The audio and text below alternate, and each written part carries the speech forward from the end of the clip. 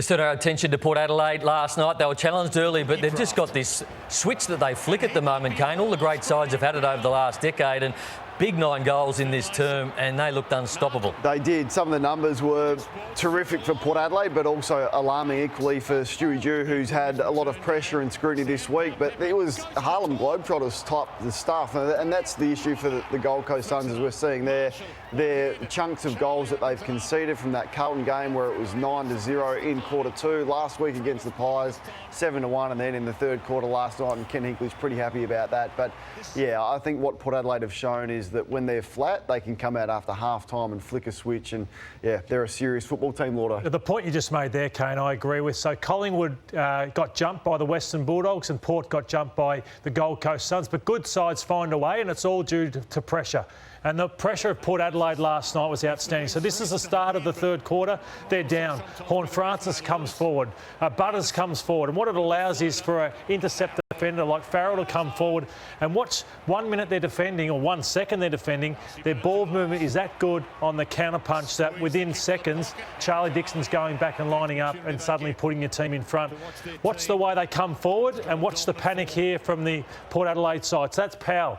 He's expecting pressure to come his way from Port Adelaide. He fumbles. They get the ball forward. Too many Port Adelaide players in this shot.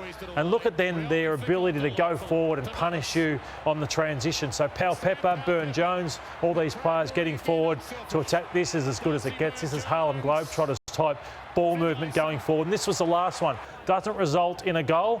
But watch the come forward pressure, the intent. Look at the scoreline. This is now 10 minutes to go in the last quarter, and Narkle jumps on board. Powell Pepper, they're coming from all angles. Crunch, hit them again, and that's why they overwhelm you, and that's why they've won 13 in a row, Brownie. It's great vision, Lordo. There's many players putting their hands up for goal of the year. Ashcroft, earlier on in the season, Houston last week, but another one, Connor Rozee. Have a look at this one, just tucked up in the pocket, had no room to do this. This is just a genuine bit of class, and zero visibility for that one. And that is a contender for goal of the year. Angus, I wanted to ask you, their midfield is dynamic. They're a different midfield to any other midfield in the competition right now. Yeah, absolutely. And Rozee obviously gets good recognition there, but they've got some incredible players, and I think that's why they're so hard to play against, so hard to prepare for, because if it's not Rozee, then Butters jumps up or Horne-Francis plays well, and I think they're going to, what are they, second on the ladder? Feels like they're going to have a big impact back after the year. One of the fascinating storylines has been the Tom Jonas omission out of this Port Adelaide team. He's going to get a chance to come back in because of what happened to Trent McKenzie last night. He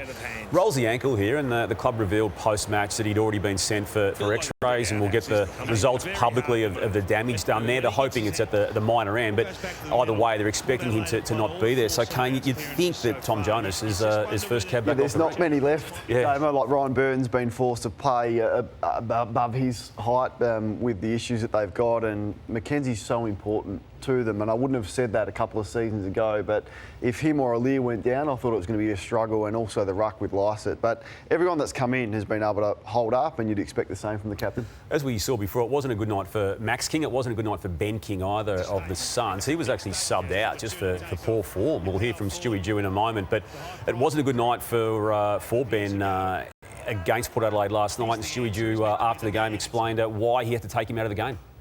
Oh no, look, he actually got his hands on a few early, and he was frustrated. He's been presenting really well. I don't think he's had many nights like that. That hasn't been his night, and it was a simple message to him. Look, we're going to go a little bit smaller. Levi was looking dangerous, and Jack was working up and down the ground. So it was purely tactical. Yeah, you would have wanted a response from the players who told us they were angry with the scrutiny over Stuart Dew this week and the report from Caroline Wilson on Monday that he was under pressure. So to not get a response from one of your now leaders of the footy club, Ben, is disappointing, considering McKenzie was also off, so the opportunity there. But once again, you would be concerned about. I know he's saying it was tactical. Is it more of a statement by Stuart Dew to say our highest or our best player potentially at our football club can be subbed out at any time? One touch, Brownie. He had one touch. Yeah, but that's good from the coach. Yeah, that's what I'm saying. Yeah, I don't mind it. It's not something we've seen before. No, it shows a level of frustration, but it's disappointing from the players that on the back of the week that they had, they weren't able to stand up, and he was one of a couple. And to concede those 9 goals in the third quarter just says that the club is under serious pressure. Lukosius poor as well. So when Lukosius and King are down, you're relying on Casbolt to be your main man. That's disappointing.